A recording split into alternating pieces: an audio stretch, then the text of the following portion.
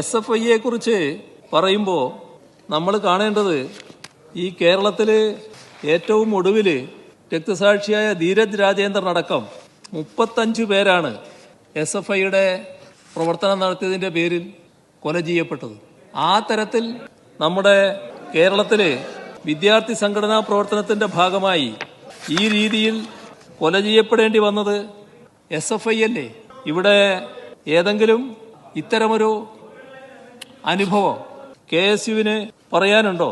നമ്മുടെ സംസ്ഥാനത്ത് എല്ലാ തരത്തിലും അപലപിക്കപ്പെട്ടപ്പോൾ ധീരജ് രാജേന്ദ്രന്റെ ആ അരുൺ കൊലയെപ്പറ്റി ഇവരുടെ പ്രധാനപ്പെട്ട നേതാവ് പ്രതികരിച്ചത് എന്തായിരുന്നു എന്ന് ഓർമ്മയില്ലേ? ഞാനത് ആവർത്തിക്കേണ്ടതുണ്ടോ? എരന്ന് വാങ്ങിയ അതല്ലേ പറഞ്ഞിരുന്നത്? സർ, എന്താണ് ഇതിൻ്റെയൊക്കെ അർത്ഥം?